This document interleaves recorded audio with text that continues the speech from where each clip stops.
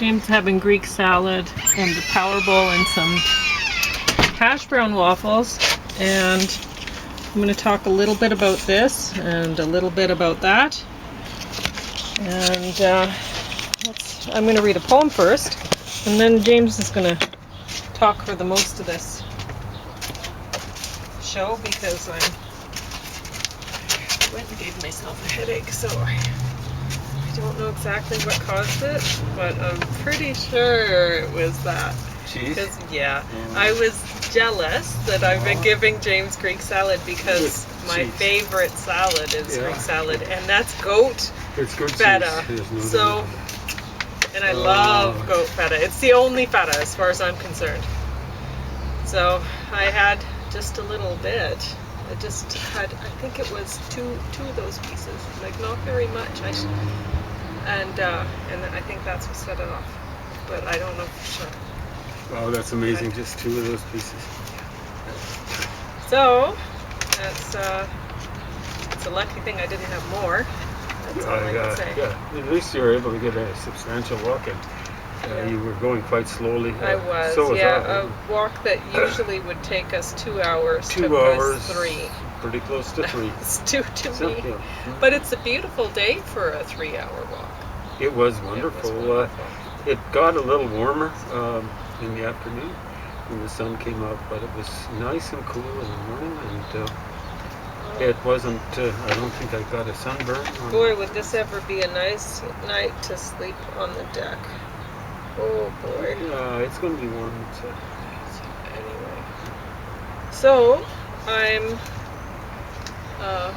my apple tree is still not looking very leafed out. There's very few. Well, we were noticing ash trees down in the river bottom. We're looking very bare. So some things are having a very late season. We'll see. Yeah, hopefully they do have a season. Yeah. This poem is about my apple tree. It's called My Old Apple Tree, and I wrote it May 11th, 2024. My cherry started blooming just today, and hopefully my apple's on the way, but it's not looking good so far at all. It's put out young, but they're still very small, 2 saplings underneath its canopy. I didn't know that it had. The cherry trees just, they're amazing. Old die, then young grow out old eventually. I'm glad my apples young are growing now. But still, I hope that nature will allow my apple to leaf out and bloom this year. It's been very, very generous over the years. Yes, it has. Last year was incredible, right? I wonder if it feels its saplings near. I'd bet that they're connected by their roots. Perhaps my apple feels these tiny shoots like every branch that reaches to the sky. If so, then it may never really die. Yeah, that's a pretty darn good poem. You constructed that one. Thank you very much. Yeah. So, you might have wondered, what is that James is eating? Well, this is actually the reason why I have gained so much weight this winter. Hashbrown? Yeah. So, what I was doing was artwork, and when I get doing artwork, I focus just on the art. And I get lost in it, and I don't actually do everything else that I should be doing, like, say, cooking for myself, taking care of myself properly. And I reach out for instant things. And then the food truck was giving away these hash browns in a box that they're made by the same company. They're about that big each. And although it doesn't say, like, there's instructions for how to cook these here. I didn't follow that. I didn't for the hash browns either, because when I look at things I go, oh yeah, that'll fit in a toaster. That's how it gets cooked. So I put it to the darkest setting on the toaster, put it down, and no, it wasn't quite cooked, so then I put it on for another round. So two times down on the darkest setting, and that cooks these suckers. Wow, that's amazing. So that makes this a very instant meal, right? Well, I think it would be energy saving too, right? Instead of because otherwise it'd be the oven, wouldn't it? Yeah, and so honestly, even with summer rolling in, it's making it hard for me to decide not to eat things like this, because in the summer, my kitchen moves outside on the deck. Well, my toaster can very easily move outside on the the deck. So that's a problem.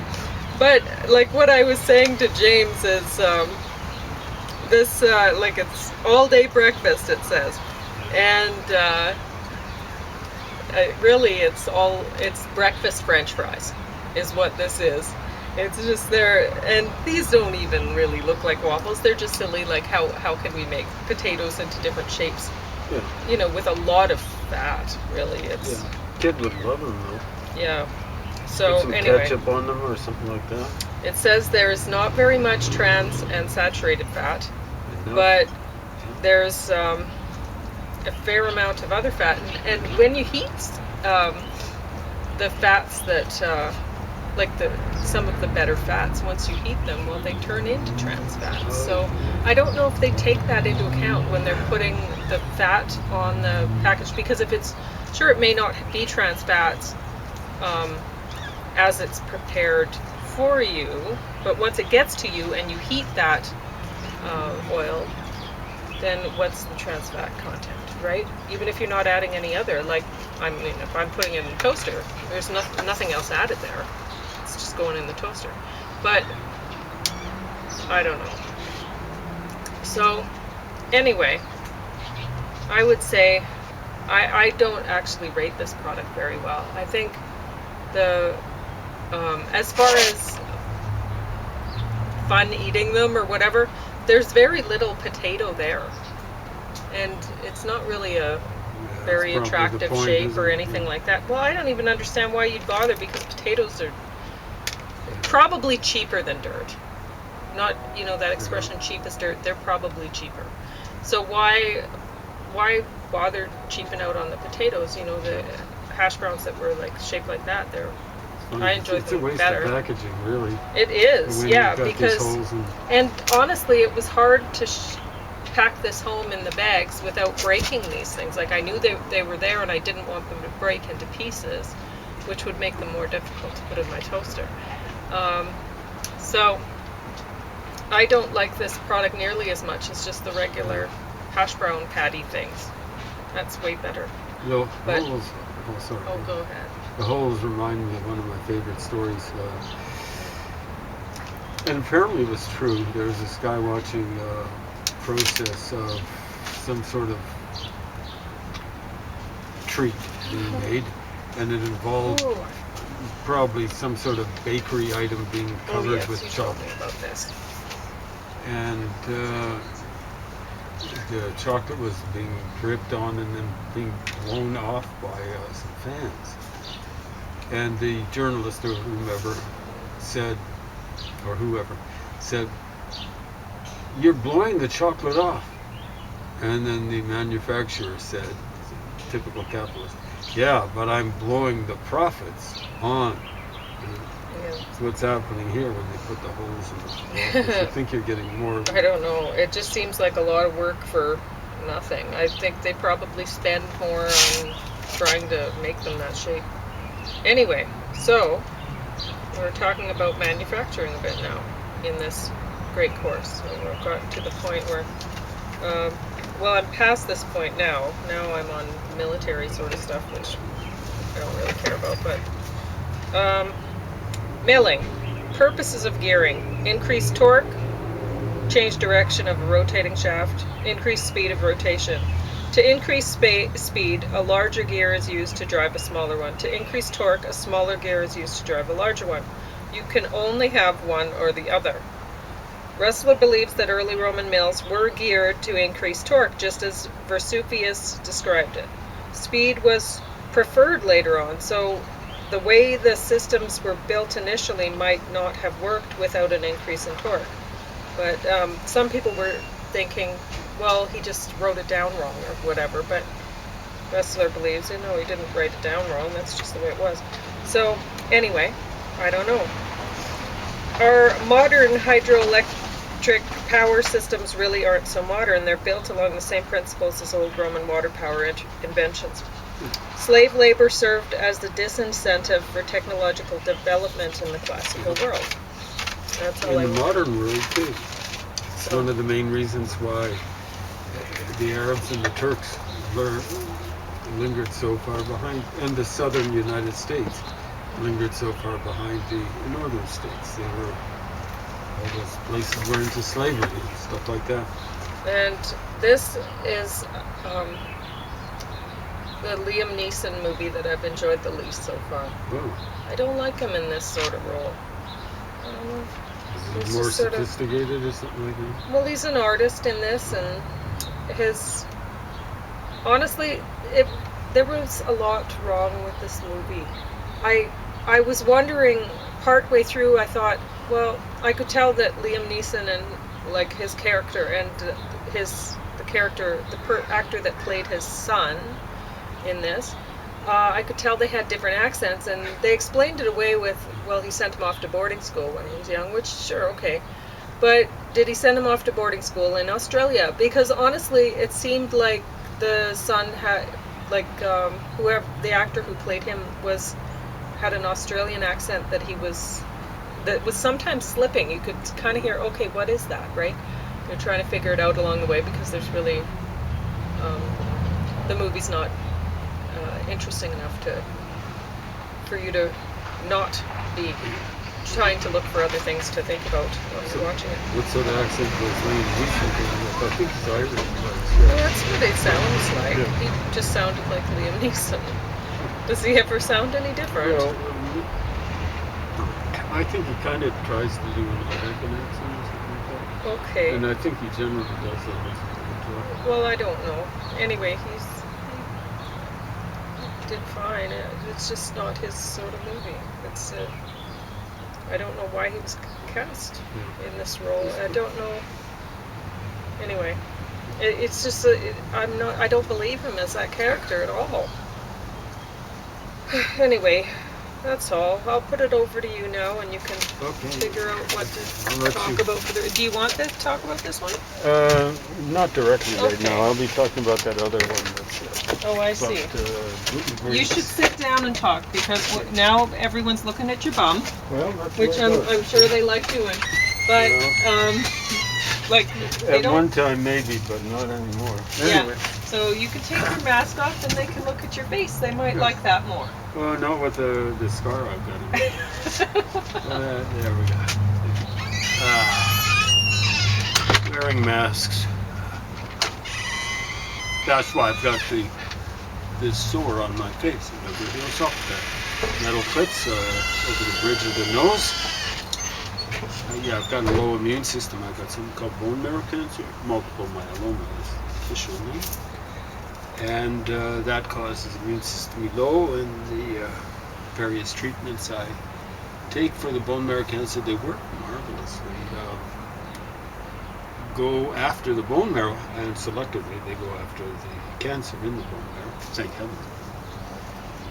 But yeah, it kind of lowers my immune system. So the other day, maybe yesterday, a couple of times yesterday, I was talking about what happened in the Middle Ages. Why was there? Did things go backwards? A lot of people, I think things did, and they blame that on the Christians, and I'm going, yeah, I blame it on the barbarians. Barbarian is a Greek term. It basically means someone who just goes over and says, bar, bar, bar, bar, bar. It's almost like barking or something. So it applied to anyone who wasn't a Greek. Yeah, who they couldn't understand, whose language they couldn't understand. Of course, the modern day idea, and it's in this book, is there was no such thing as nation states back then. There were city-states, Greek city-states, and there definitely was amongst the Greeks a feeling of nationality. They looked down on folks that weren't Greek. This idea that nationality is a modern day phenomenon, it's only a Western phenomenon, that folks who are saying stuff like that probably want to tie it in with capitalism and stuff like that. The worst nationalists in the history of the world, Nazis, were socialists. So, yeah. Now I'm the sort of person that believes in economic socialism, which would be economic social democracy, where people actually vote. Any entity that's bigger than a nuclear family that have to be run on democratic lines, and that would include businesses, corporations, whatever. Even smaller businesses, bigger than the nuclear family, have to be run with democratic lines. Anyone who's hired regularly by a business would have an equal say in the way that business is run with the people that traditionally now are head honchos. I don't think the world is ready for that. I suspect the world will never be ready for that idea, but it's an ideal to work towards. I would hate to see it instituted right now because, like I say, the world's not ready for it. There'd be all sorts of people getting killed, fighting against it. Maybe some people even fighting for it. I don't want to get involved in that sort of stuff. I've read too much about too many revolutions that have gone awry. Every revolution since the American Revolution has gone seriously awry. And the funny thing is, it seems as though the farther down the road we go away from the American Revolution, the farther away we get from something like the democratic principles that were behind that revolution. The only other revolution that really worked in modern day times was the Second English Revolution. In many ways, the American Revolution was the third. The Second English Revolution. It's called the Glorious Revolution. Hardly anyone died in it. And it kind of brought in the beginnings of democracy. It wasn't anything like a total democracy. And that was, I believe, 1680. 1680, yeah, somewhere around 1689, 1690, somewhere around there. I'm feeling a little sick, so my memory isn't working as well as I'd like it to. And that's been the case for the last couple of weeks. That's the way it goes. I apologize for any mistakes I made. We were talking about the spread of civilization. Civilization, as I've said before, is a process, not a product. There are not many civilizations. There is only one process of civilization. And basically, the root for that is something like civis in Latin, civis. And what does that mean? It just means basically a city or something like that. It's civilization. It's a process of living increasingly in cities, in urbanized areas, and what has to happen, unfortunately, it hasn't happened in enough places in the world up to this point in time, is people have to domesticate themselves. They have to domesticate each other. Much more importantly, have to domesticate themselves. They have to domesticate themselves. Too often in the world that we've got now, people are smudged into cities, and the attempt is for others to domesticate those people that have been smudged in, instead of them domesticating themselves. And democracies, however imperfect, people kind of have domesticated themselves. I know that would sound very politically incorrect and stuff like that, but I won't say I live to be politically incorrect, but I live to describe things as close to accurately as possible. And unfortunately, there are lots of people who are into political correctness that aren't in the least bit interested in anything like reality. They'd be going around saying, reality's a construct. Let's deconstruct that construct. And then they proceed to do it. And unfortunately, they, when and if they get into real power, and not just in academia, they'll be deconstructing people. In other words, sending them back to their constituent molecules and maybe even atoms. That's how much they hate reality. They're willing to kill people. Not just take their jobs away as they do in academia. Anyway, we were tracing the spread of civilizations from the original Fertile Crescent, and it was on points along the Fertile Crescent initially, in between Iraq and Egypt, present-day Iraq, and then up into Turkey. There was some spread up around Mount Ararat towards present-day Armenia, a very small version of what Armenia should be. The Turks basically stole huge whacks of land from Armenian people into European people and native to this area, or as native as you can get. And killed a lot of them in the process. Some of them, even around the time my parents were born, my mom died quite a while back, about 20 years ago, but my dad just died a couple of years back, and the Turks were whacking Armenians. They were ethnically cleansing at the same time, maybe 1.5 million Greeks, much more native to the western part of Turkey than the Turks themselves. In other words, the Greeks had been in the western part of Turkey, from what we can tell from the Hittite annals, and this is on the revised dating, not 1400 BC, but somewhere around 900 BC. And so before the Turks moved in, the Greeks had been there almost 2,000 years, western part of Turkey. The Turks are actually native to Siberia. You don't believe me? Do a little checking, okay?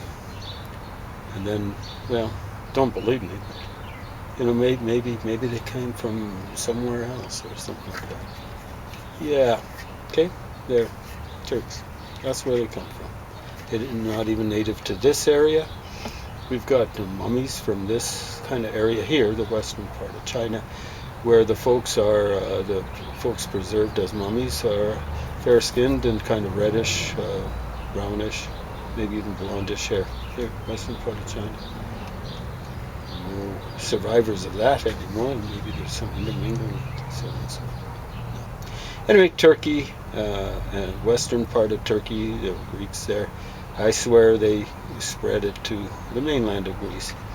And then the Romans conquered the Greeks, I think it was 146 BC, and as Horace said, the Greeks conquered the conquerors, the Romans. And the Romans were civilized in a certain sense. They had large city, Rome, and other large cities too. An amazing technology, but they weren't really civilized to the extent the Greeks were, roughly 500 BC, or maybe 450 BC, until the Renaissance. So what would that be?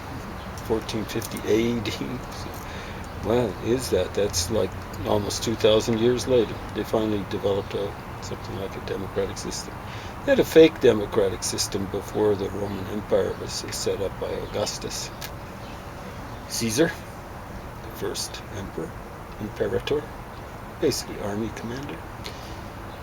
He wasn't much of an expert in fighting wars, but he did win a few battles. And then, the Romans, it spread throughout the Roman Empire. In some places it was more intensely developed. And so the Roman Empire ended up, of course, including at least the northern part of Egypt. There's some parts of Iraq at a particular point in time, basically all of Turkey. And the important thing about the Romans taking over Egypt, Alexandria had been set up by the Romans' predecessors, the followers of set up by Alexander the Great when they conquered Egypt.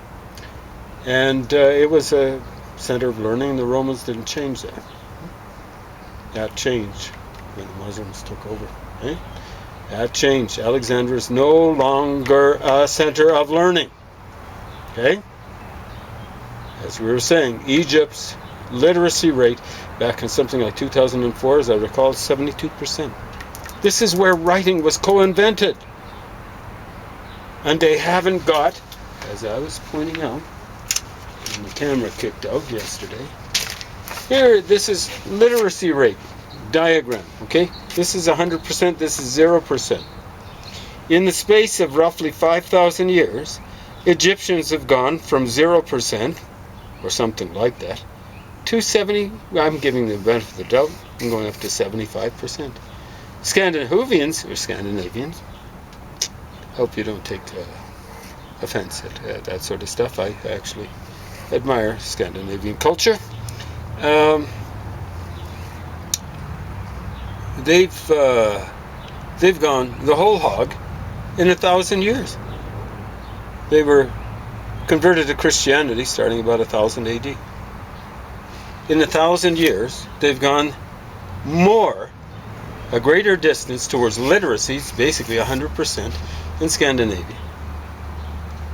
More than I think that's 33% more than what the Egyptians have done. What happened to Egypt? Well, you look at the stuff from the 4th dynasty. Some of the sculpture, that's as good as what the Greeks were turning out in like 2,000 years later.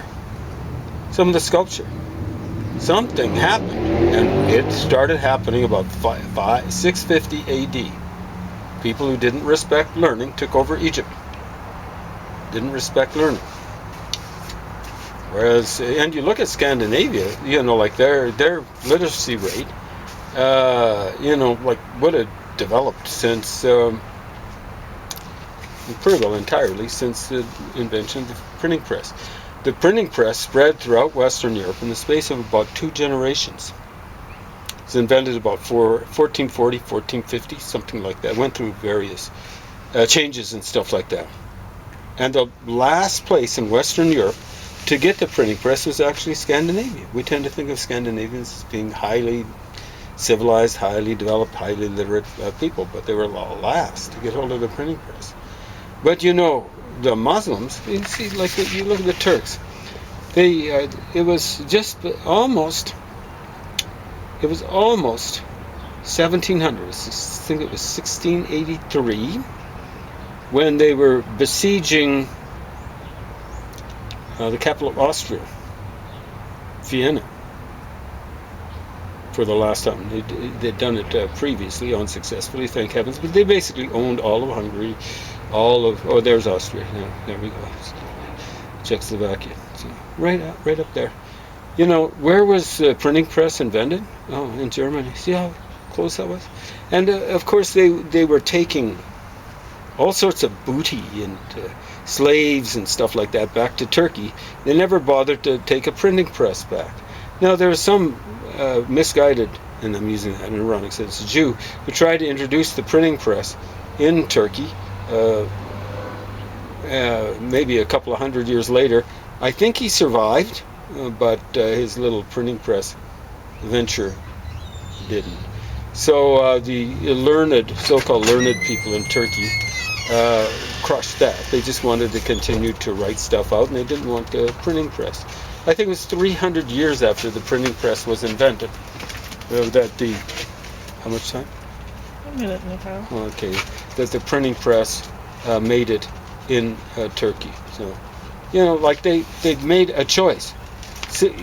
Getting the opportunity to develop civilization is a choice, but is not a choice. In other words, it's basically got to be passed on contiguously from one country to another. But then after that, it is a choice as to whether you continue to civilize yourself. And the folks in the Middle East and elsewhere, all the way from Morocco to Indonesia, well, actually, the southern part of the Philippines have chosen not to continue civilization. They've stomped over civilizations, and they've stopped the process of civilization.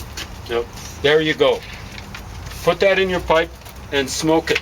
It's very politically incorrect, but very, very accurate. Enough now. I'll start eating. Okay.